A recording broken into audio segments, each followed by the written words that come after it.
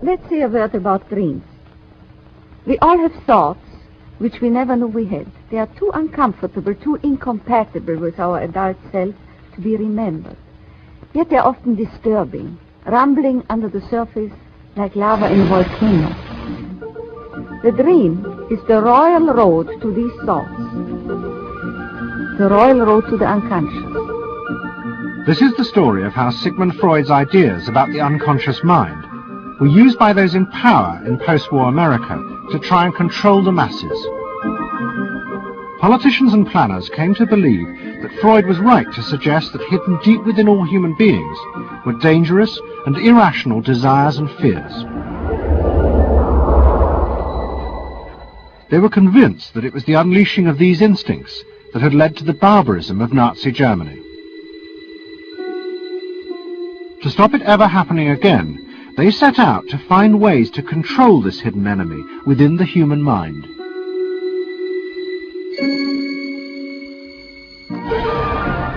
At the heart of the story are Sigmund Freud's daughter Anna and his nephew Edward Bernays, who had invented the profession of public relations. Their ideas were used by the US government, big business, and the CIA to develop techniques to manage and control the minds of the American people. Those in power believed that the only way to make democracy work and create a stable society was to repress the savage barbarism that lurked just under the surface of normal American life.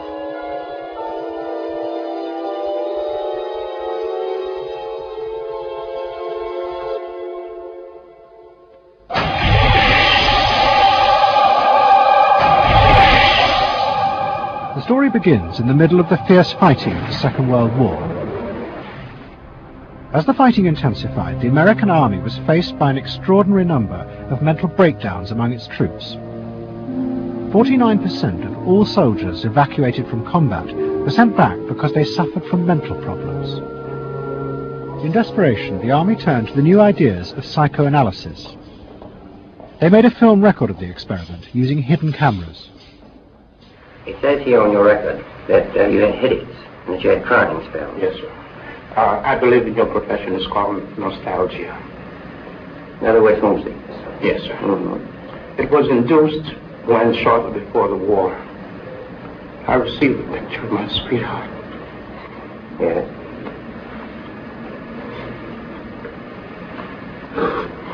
Mm-hmm.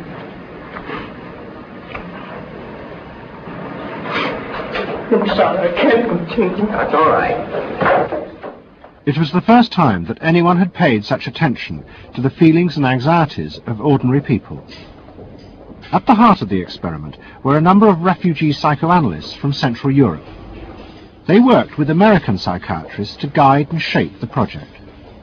When I first came to America, I worked in the psychiatric service with soldiers trying to rehabilitate them. And I traveled in the train from the East Coast to the West Coast.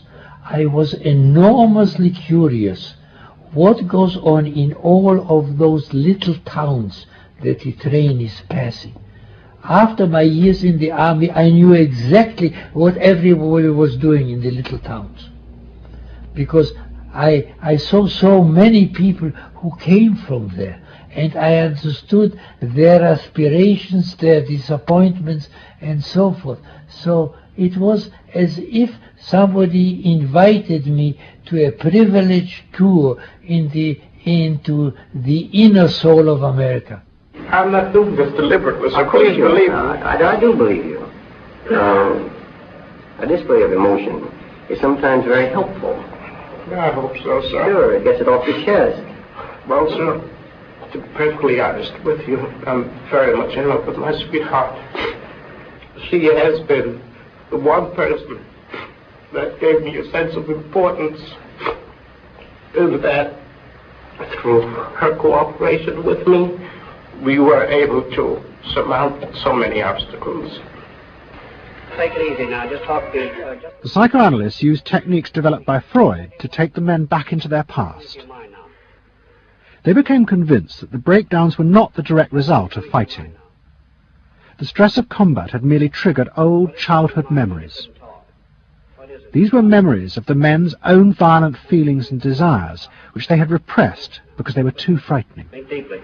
Let's go back. When was it you... To the psychoanalysts, it was overwhelming proof of Freud's theory that underneath human beings were driven by primitive, irrational forces. You won't die. World War II was a major shattering experience because I discovered the enormous role of the irrational in the lives of most people. That I can say, that I learned that the ratio between the irrational and the rational in America is very much in favor of the irrational. That there is much greater unhappiness, much more suffering, much more. A sadder country than one would imagine it from the advertisements that you get. A much more problematic country. Victory in the Second World War was celebrated as a triumph of democracy. But in private, many policymakers were worried about the implications of the analysis of the soldiers. It seemed to show that underneath every American were irrational, violent drives. What had happened in Germany seemed to bear this out. The complicity of so many ordinary Germans in mass killings during the war showed just how easily these forces could break through and overwhelm democracy.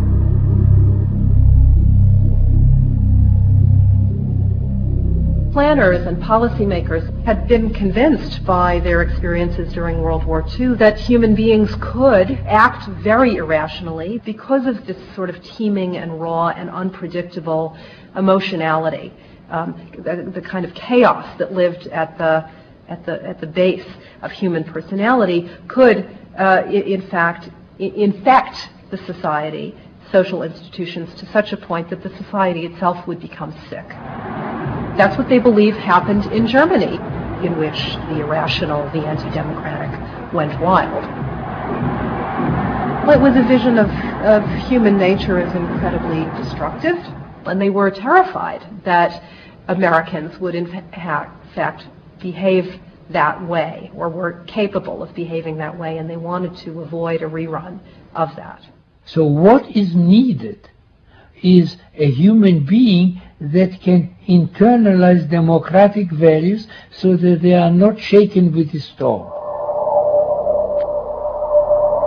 And psychoanalysis carried in it the promise that it can be done.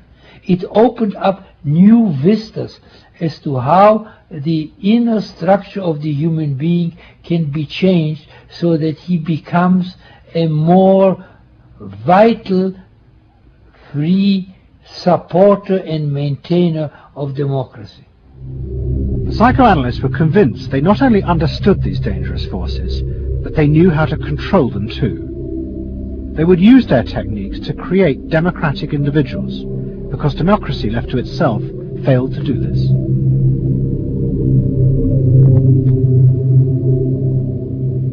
The source of this idea was not only Sigmund Freud, but his youngest daughter, Anna. She had fled with her father to London before the outbreak of war, and after he died, Anna Freud became the acknowledged leader of the world psychoanalytic movement. She saw her job as to fulfill her father's dream of making his ideas accepted throughout the world. At the center of the Freud movement stood Tante Anna, because she managed to work herself into that position. She was recognized as that, and not just because she was the daughter. She worked on that. She was rather forbidding. She was not, to me, a warm person, not an aunt you could kiss or put your arms around. Not at all. And her whole life rotated around the spreading of psychoanalysis. Freud himself had seen the role of psychoanalysis as allowing people to understand their unconscious drives. But Anna Freud believed it was possible to teach individuals how to control these inner forces. She had come to believe this through analyzing children, above all the children of her close friend, Dorothy Burlingham. Dorothy Burlingham was an American millionairess who in the 1920s fled a failed marriage and brought her children to Anna Freud in Vienna. They were suffering terrible anxieties and aggression, but Anna Freud was convinced she could free them from this by changing the world around them. She thought that she could come in and into their environment, essentially, because they were children, you see. They didn't have independent lives of their own. She could go talk to the parents or the mother. She could go to the schools. She could influence their real world, the actual external world, to change their lives and to help them. And to change them as people? I think that was part of what her idea was, is that she felt that she could change them.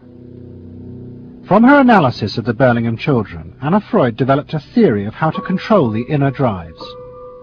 It was simple. You taught the children to conform to the rules of society. But this was more than just moral guidance.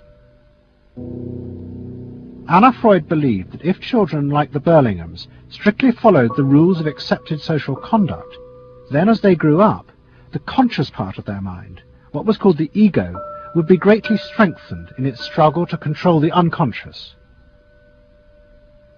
But if children did not conform, their ego would be weak, and they would be prey to the dangerous forces of the unconscious.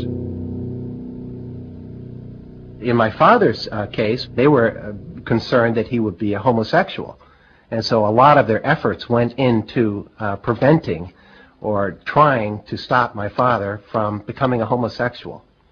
Whether or not he would have or did, or is it's unknown to me. Why did they want to stop him? Because they felt it was abnormal. It wasn't a normal way to develop. They wanted to have him develop along lines that society recognized to be normal. Because if they didn't, then you're going to be under the control of forces that you don't understand, that you're not even aware of. The analysis seemed to be a great success. And in the 30s, the Burlingham children had returned to America. They settled down to happy married lives in the suburbs. What they didn't realize was that their experience was about to become a template for a giant social experiment to control the inner mental life of the American population. In 1946, President Truman signed the National Mental Health Act. It had been born directly out of the wartime discoveries by psychoanalysts that millions of Americans who had been drafted suffered hidden anxieties and fears. The aim of the Act was to deal with this invisible threat to society. Shocked by the appalling percentage of the emotionally unstable revealed by the World War II draft figures, Congress in 1946 passed the National Mental Health Act, which recognized for the first time that mental illness was a national problem. Keenly aware of the tremendous problems ahead is Dr. Robert H. Felix, director of the vast new project. A primary objective of the National Mental Health Program is to increase our fund of scientific knowledge about mental health and about mental illness. We're not doing this. Why? Because there are all too few skilled mental health workers. Two of the principal architects of the Act were the Menninger brothers, Carl and Will. Will had run the wartime psychotherapy experiments, and now he and his brother began to train hundreds of new psychiatrists. The Menningers were convinced that it would be possible to apply Anna Freud's ideas on a wide scale, and to adults as well as children. The psychiatrist's job would be to teach ordinary Americans how to control their unconscious drives. Psychoanalysis could be used to make a better society.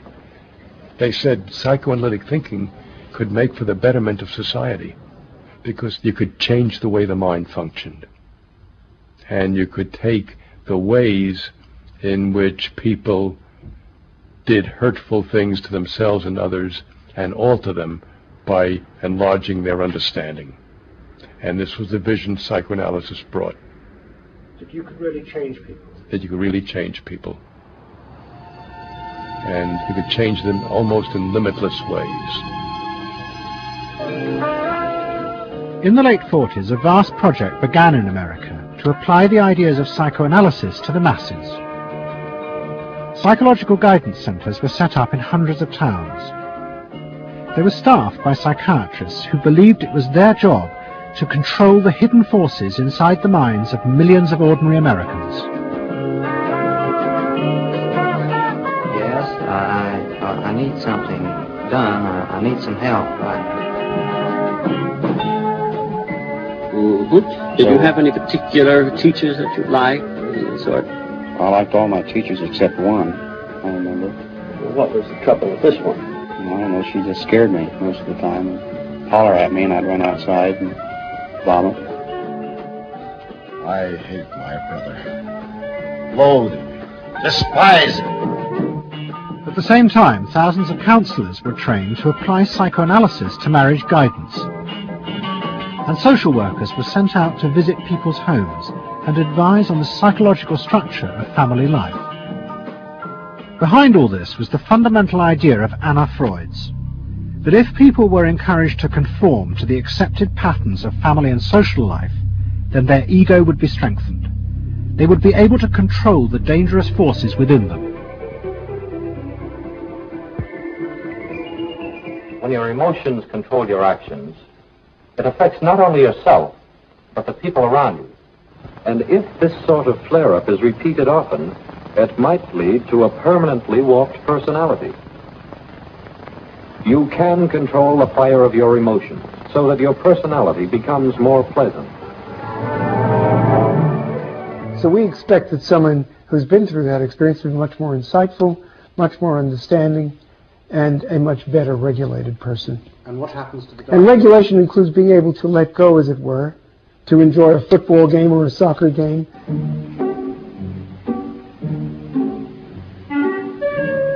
A more understanding, yes, rational, but also appropriately emotional person. The regulatory aspects of the human mind would really be in charge.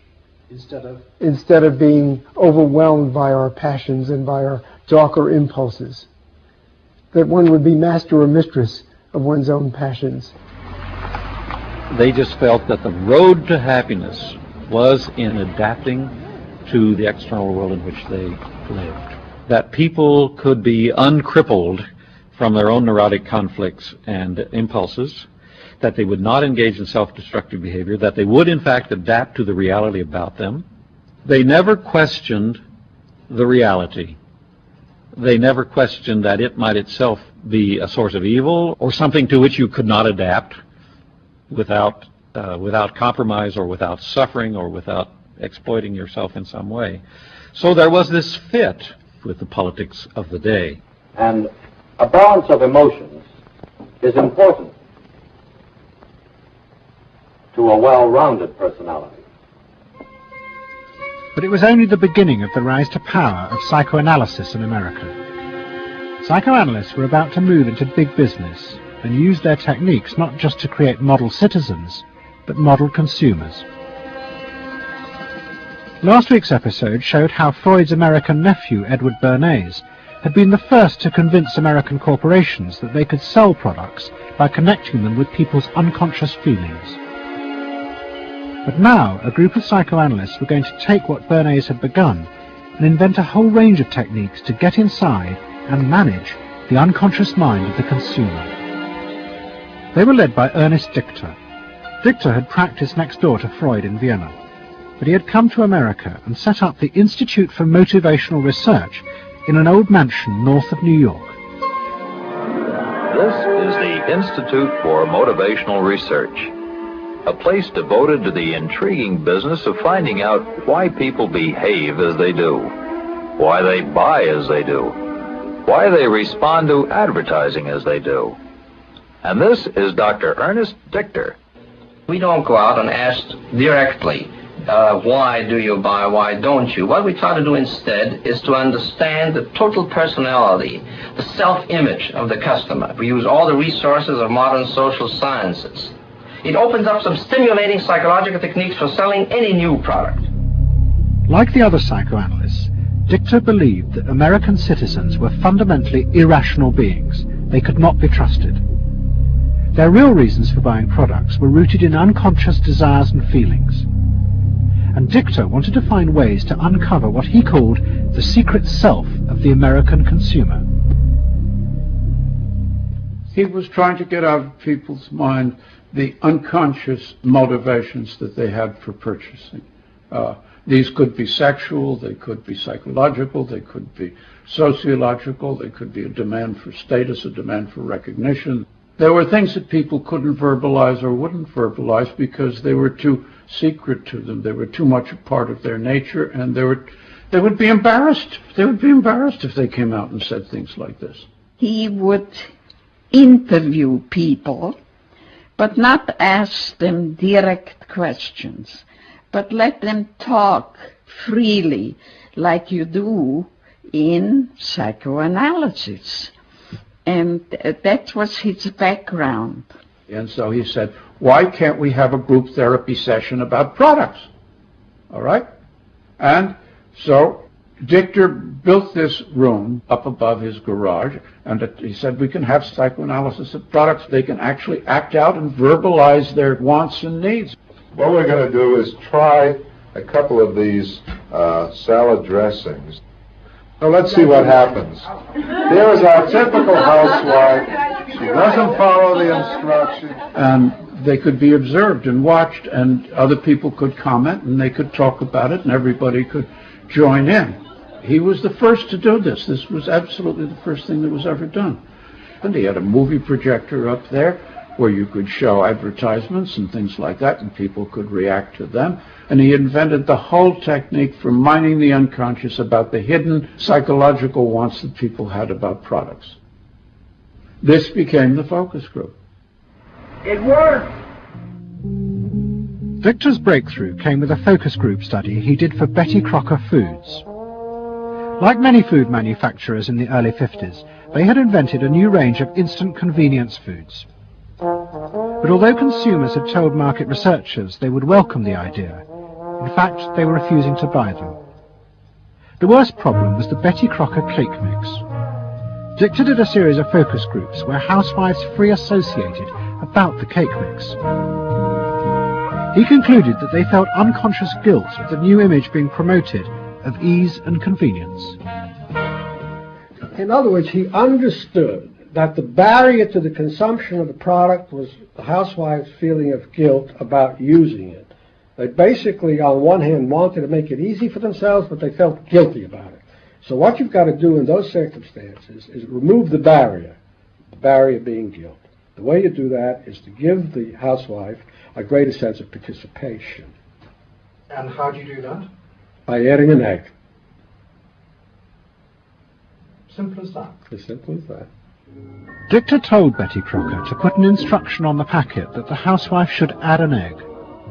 It would be an unconscious symbol, he said, of the housewife mixing in her own eggs as a gift to her husband, and so would lessen the guilt. Betty Crocker did it, and the sales soared. My cake is ready.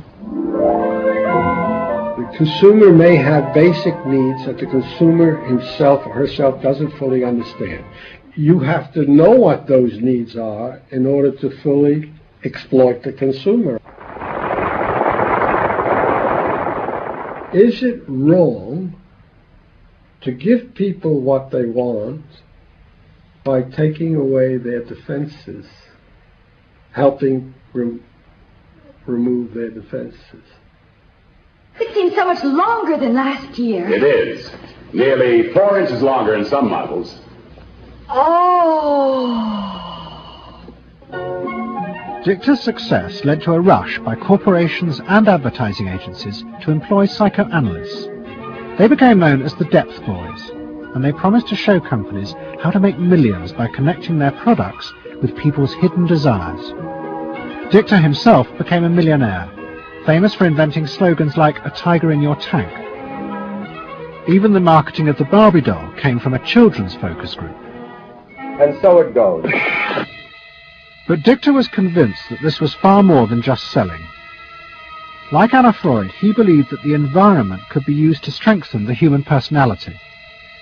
And products have the power both to sate inner desires and give people a feeling of common identity with those around them. It was a strategy for creating a stable society. Dichter called it the strategy of desire. To understand a stable citizen, You have to know that modern man quite often tries to work off his frustrations by spending on self-gratification.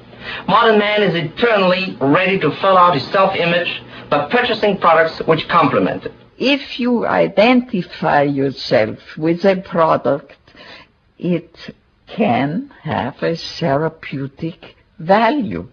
It improves your self-image, and you become a more secure person, and you have suddenly this confidence of going out in the world and doing what you want successfully.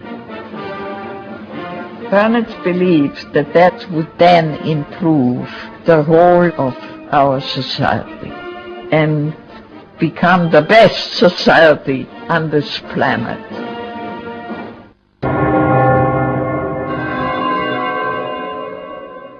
By the early 50s, the ideas of psychoanalysis had penetrated deep into American life.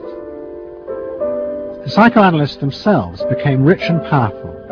Many had consulting rooms overlooking Central Park in New York. Politicians and famous writers like Arthur Miller and Tennessee Williams became their patients. They were seeking not just help, but to understand the hidden roots of human behavior. We were sought after. Washington was interested in what we think. You know, the important writers, important politicians were undergoing psychoanalysis. It was, we had waiting lists because there were so many patients that wanted to be analyzed. So it gave us a little bit of a swellhead. And as the psychoanalysts' ideas took hold in America, a new elite began to emerge in politics, social planning, and in business.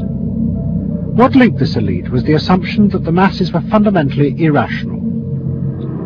To make a free market democracy like America work, one had to use psychological techniques to control mass irrationality. They actually believed that this elite was necessary because individual citizens were not capable, if left alone, of being democratic citizens. The elite was necessary in order to create the conditions that would produce individuals capable of behaving as a good consumer and also behaving as a democratic citizen. They didn't see their activities as anti-democratic, as undermining the capacity of individual citizens for democracy. Quite the opposite. They understood that they were creating the conditions for democracy's survival and future. The rise of psychoanalysis to power in America was an extraordinary triumph for Anna Freud and her tireless promotion of her ideas. She remained in England, living with Dorothy Burlingham. On the surface, it was an idyllic life. She and Dorothy had bought a weekend cottage on the Suffolk coast. And in the summers, Dorothy's children came from America to visit with the grandchildren. But underneath, things were going badly wrong. Both Bob and Mabby Burlingham, who Anna Freud had analysed in the 1930s, had suffered personal breakdowns, and their marriages were collapsing. Bob was drinking heavily, and Mabby suffered terrible anxieties. The real reasons for the visits to England were yet more analysis with Anna Freud. Well, the problem was that it didn't look very good, did it? Because here you have somebody who's having nervous breakdowns and is having alcoholic binges, and this is not exactly, doesn't really sit well.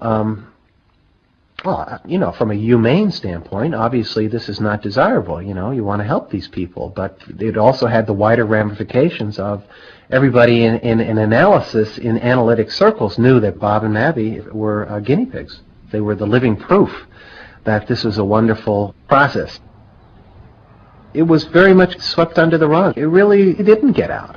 I mean, these people had such, their power and influence was such that, you know, you were very careful. Anna Freud was a very powerful person, and you were the grandchildren, and she knew a great deal more than you did about what went on in your parents' lives and so forth. It was not something you were going to tangle with, and you were a product of the whole situation.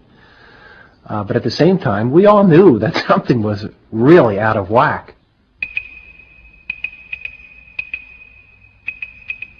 As she grew older, she became more and more important, didn't she?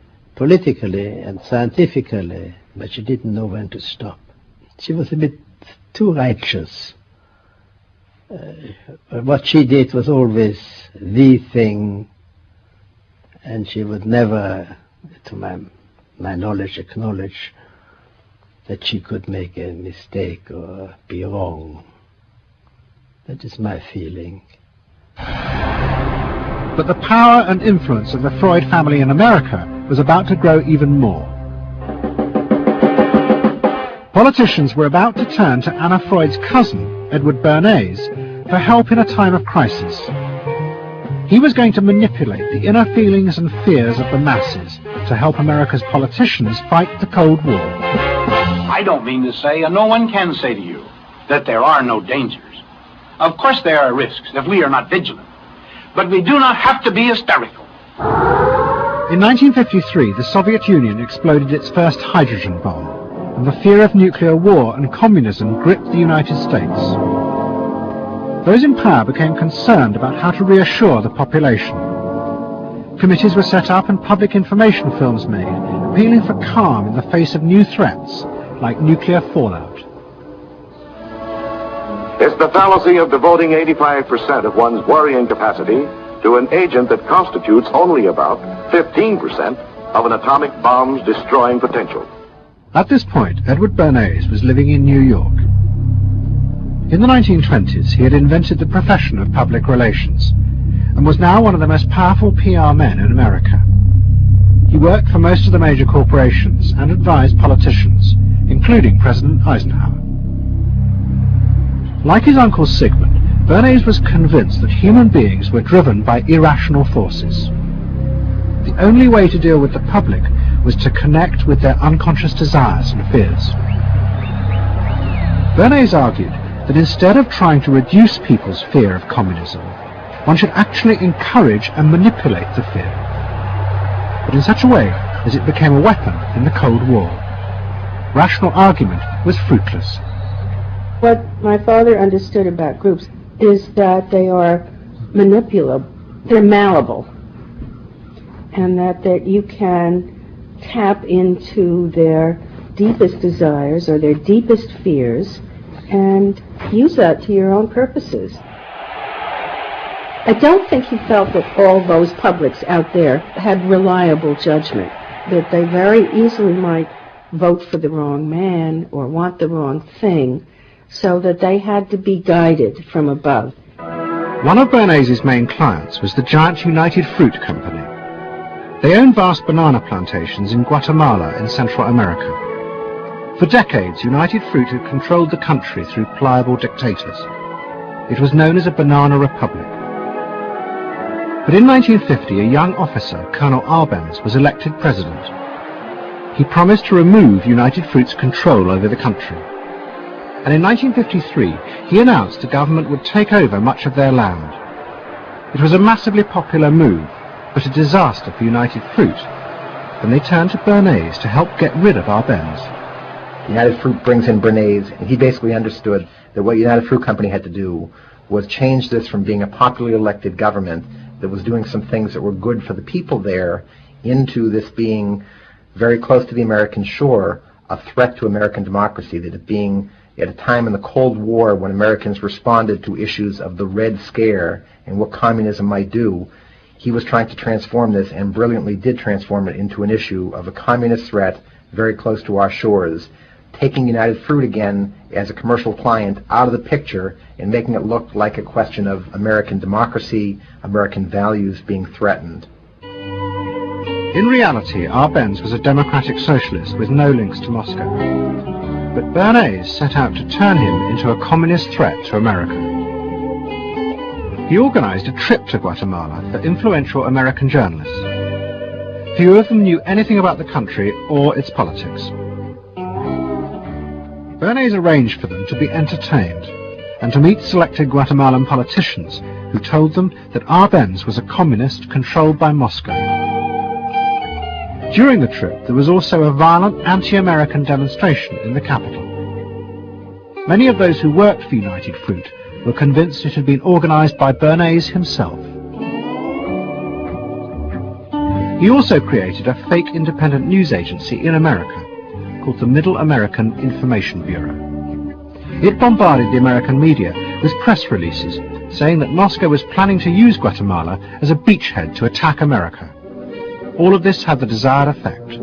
In Guatemala, the Jacob Arbenz regime became increasingly communistic after its inauguration in 1951. Communists in the Congress and high governmental positions controlled major committees, labor and farm groups, and propaganda facilities. They agitated and led in demonstrations against neighboring countries and the United States. What was profoundly new in terms of what Bernays did is he took this menace to our backyard in Guatemala. For the first time, we saw Reds a couple hundred miles from New Orleans who Eddie Bernays had us believing were a true threat to us, that it was going to be a Soviet outpost in our backyard. But what Bernays was doing was not just trying to blacken the Arbenz regime. He was part of a secret plot. President Eisenhower had agreed that America should topple the Arbenz government, but secretly. The CIA were instructed to organize a coup. Working with the United Fruit Company, the CIA trained and armed a rebel army and found a new leader for the country called Colonel Armas. The CIA agent in charge was Howard Hunt, later one of the Watergate burglars. What we wanted to do was have a terror campaign to terrify Arbenz particularly, terrify his troops, much as the German Stuka bombers terrified the population of Holland, Belgium, and Poland at the onset of World War II, and just rendered everybody paralyzed. As planes flown by CIA pilots dropped bombs on Guatemala City, Edward Bernays carried on his propaganda campaign in the American press. He was preparing the American population to see this as the liberation of Guatemala by freedom fighters for democracy. He totally understood that the coup would happen when the public and the press, when conditions in the public and the press allowed for a coup to happen, and he created those conditions. He was totally savvy in terms of just what he was helping create there in terms of this overthrow. But ultimately he was reshaping reality, reshaping public opinion in a way that's undemocratic and manipulative. On June 27, 1954, Colonel Arbenz fled the country, and Armas arrived as the new leader. Within months, Vice President Nixon visited Guatemala. In an event staged by United Fruit's PR department, he was shown piles of Marxist literature that had been found, it was said, in the presidential palace. This is the first time in the history of the world that the communist government has been overthrown by the people. And for that we congratulate you and the people of Guatemala for the support they have given. And we are sure that under your leadership, supported by the people whom I have met by the hundreds on my visit to Guatemala, that Guatemala is going to enter a new era in which there will be prosperity for the people together with liberty for the people. Thank you very much for allowing us to see this exhibit of communism in Guatemala. You're welcome. And for dinner, see what Mother has for dessert. Banana gingerbread shortcake. Just another of the many tempting ways in which this nutritious fruit can be prepared. So now that you've seen where bananas come from before they reach your table, our journey to Banana Land is ended. We hope you enjoyed the trip. We know you like bananas. Bernays had manipulated the American people, but he had done so because he, like many others at the time, believed that the interests of business and the interests of America were indivisible, especially when faced with the threat of communism. But Bernays was convinced that to explain this rationally to the American people was impossible, because they were not rational. Instead, one had to touch on their inner fears and manipulate them in the interests of a higher truth. He called it the engineering of consent. He was doing it for the American way of life, and to which he was devoted, sincerely devoted. And yet he felt the people were really pretty stupid. And that's the paradox. If you don't leave it up to the people themselves, but force them to choose what you want them to choose, however subtly, then it's not democracy anymore. It's something else. It's being told what to do. It's that old authoritarian thing. But the idea that it was necessary to manipulate the inner feelings of the American population in the interests of fighting the Cold War now began to take root in Washington. Above all, in the CIA, who were going to take it much further. They were concerned that the Soviets were experimenting with psychological methods to actually alter the memories and feelings of people, the aim being to produce more controllable citizens. It was known as brainwashing. Psychologists in the CIA were convinced that this really might be possible, and that they should try to do it themselves. The image of the human being that was being built up at that particular time was that there was a great deal of vulnerability in every human being, and that vulnerability could be manipulated to program somebody to be something that I wanted them to be, and they didn't want to be. That you could manipulate people in such a way that they could be automatons, if you will, for whatever your own purposes were. This was the image that people thought was possible. In the late 50s, the CIA poured millions of dollars into the psychology departments of universities across America. They were secretly funding experiments on how to alter and control the inner drives of human beings. The most notorious of these experiments was run by the head of the American Psychiatric Association, Dr. Ewan Cameron. Like many psychiatrists at that time, Cameron was convinced that inside human beings were dangerous forces which threatened society. But he believed that it was possible not just to control these forces, but actually remove them. He thought that psychiatry should not just concentrate on sick people, mentally ill, but should actually go into government, that politicians should listen to psychiatrists. Psychiatrists should be in every parliament and should direct and monitor political activities, because they knew in a rational, scientific way what was good for people. Cameron had set up a clinic in a hospital in Montreal called the Allen Memorial. It is now long since closed down. Cameron took patients who suffered a wide range of mental problems. His theory was that these resulted from forgotten or repressed memories. But he was impatient with the idea of using psychotherapy to uncover them. Instead, he would simply wipe them. Cameron used drugs, including LSD, and the technique of ECT, electroconvulsive therapy. It was conventionally used at that time to relieve depression. But Cameron was going to use it in a new way, to produce new people.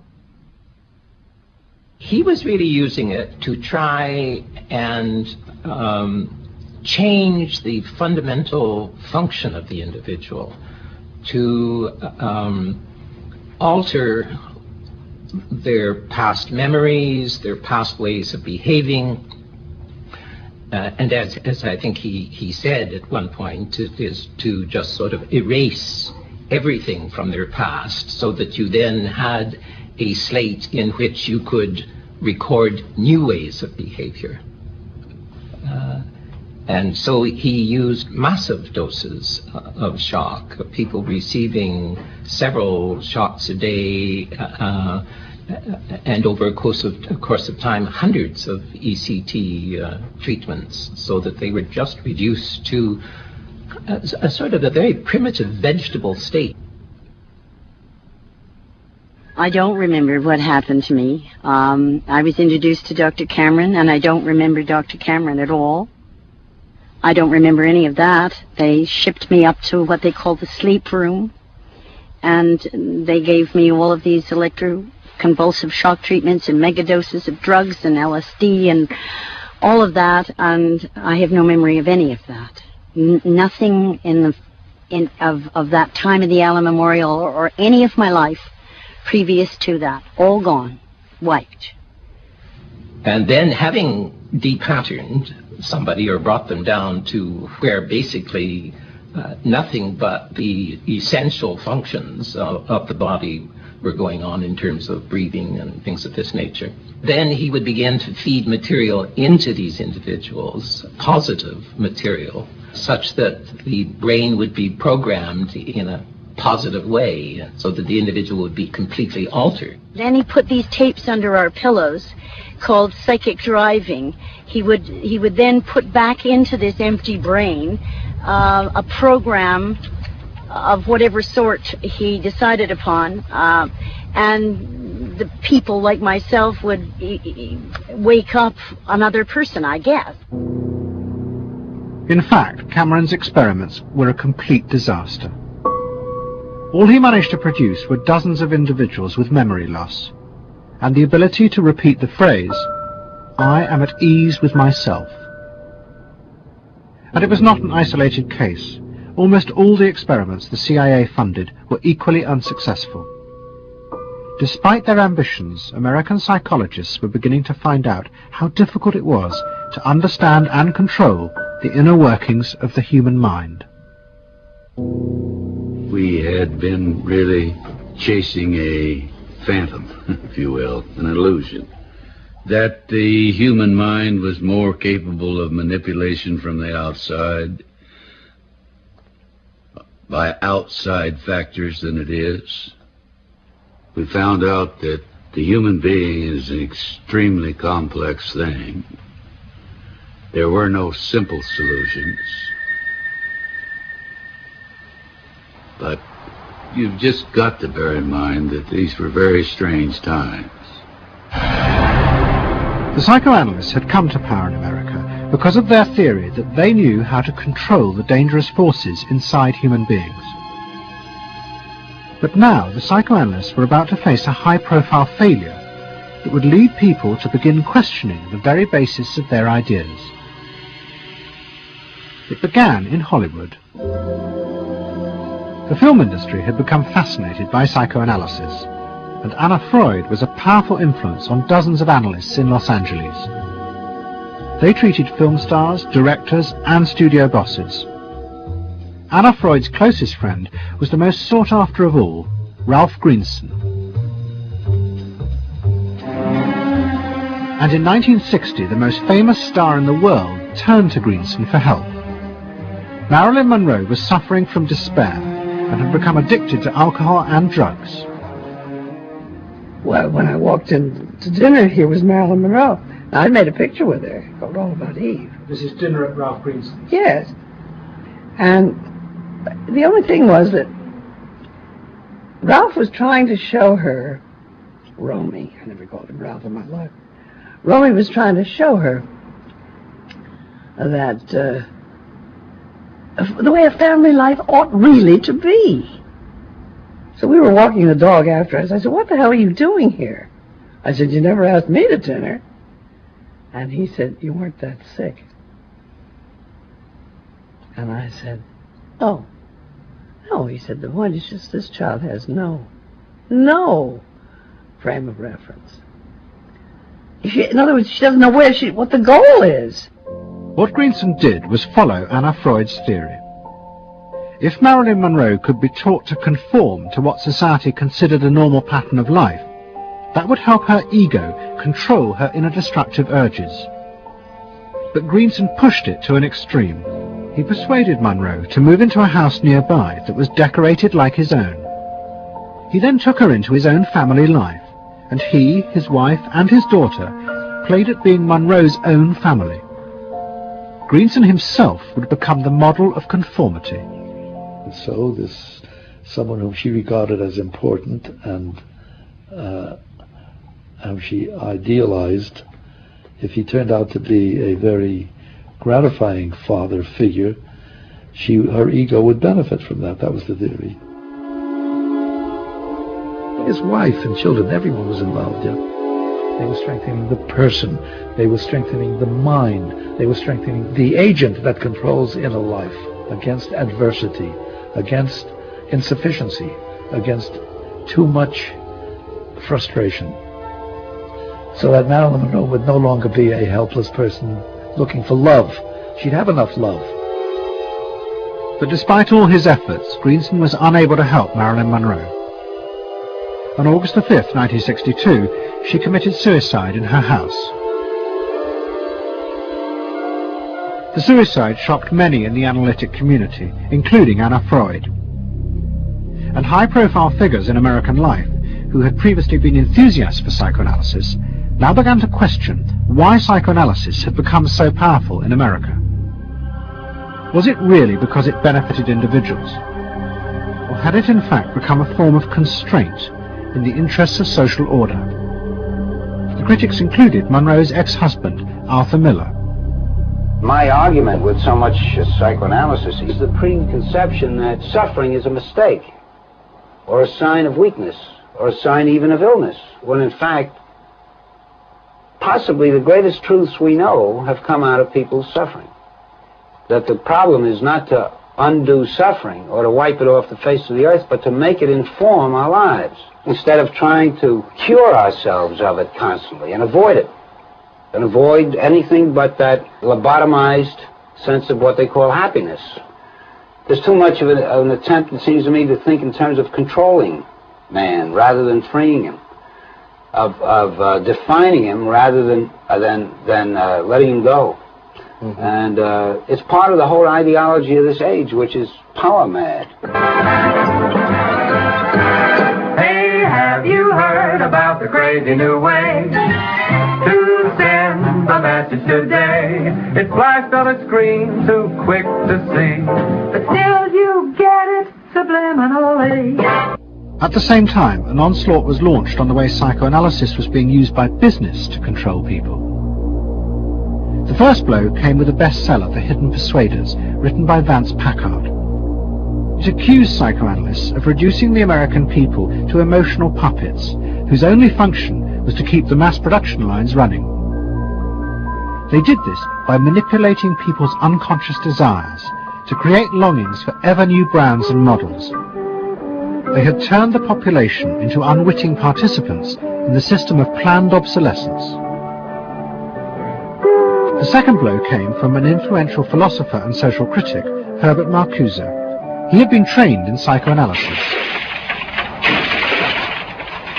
This is a childish application of psychoanalysis, which does not take at all into consideration the very real political systematic waste of resources, of technology, and of the productive process.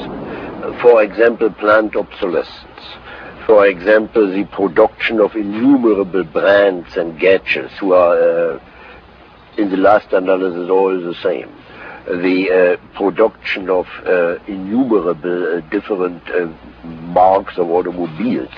And this prosperity at the same time, consciously or unconsciously, leads to a kind of schizophrenic existence. I believe that in this society an incredible quantum of aggressiveness and destructiveness is accumulated precisely because of the empty prosperity, which then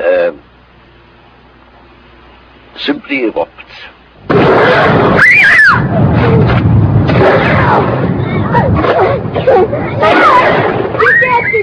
Marcuse's argument was not simply that psychoanalysis had been used for corrupt purposes. It was more fundamental.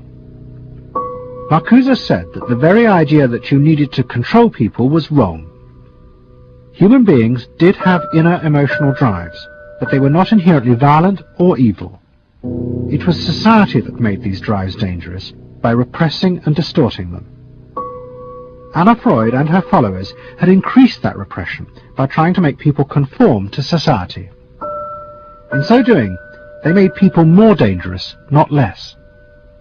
Marcuse challenged that social world, and he said that's a world that should not be adapted to.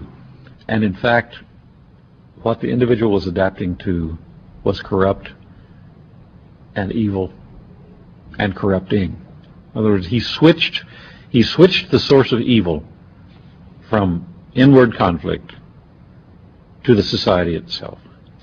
that the sickness of society lay at the societal level, not at the sickness of human beings in it. And if people did not challenge that, then they were, in fact, submitting to evil. Modern psychology has a word that is probably used more than any other word in psychology. It is the word maladjusted. It is the ringing cry of modern child psychology, maladjusted. Now, of course, we all want to live the well-adjusted life in order to avoid neurotic and schizophrenic personalities. But as I move toward my conclusion, I would like to say to you today, in a very honest manner, that there are some things in our society and some things in our world for which I'm proud to be maladjusted. And I call upon all men of goodwill to be maladjusted to these things until the good society is realized. I must honestly say to you that I never intend to adjust myself to racial segregation and discrimination. I never intend to adjust myself to religious bigotry.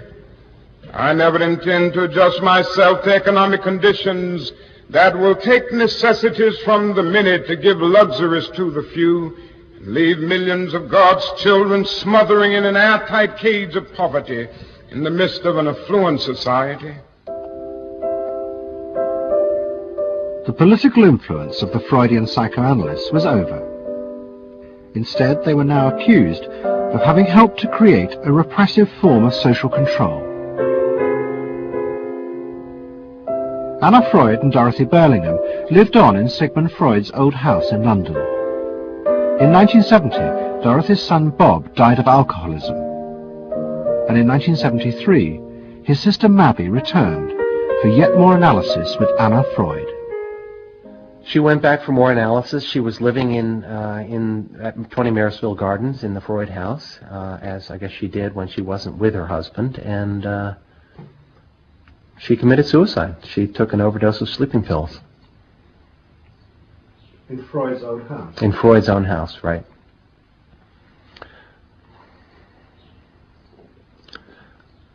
So, I mean, the obvious, there are a lot of implications that one can draw from that, and I just think she happened to reach the end of the rope there. Although it would seem to be a very pointed act. Obviously, suicide is a very politicized act, and to do it in Sigmund Freud's own house is certainly different from doing it in Riverdale back in New York.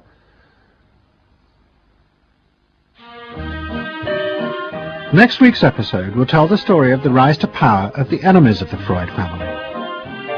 They believed that the way to build a better society was to let the self free.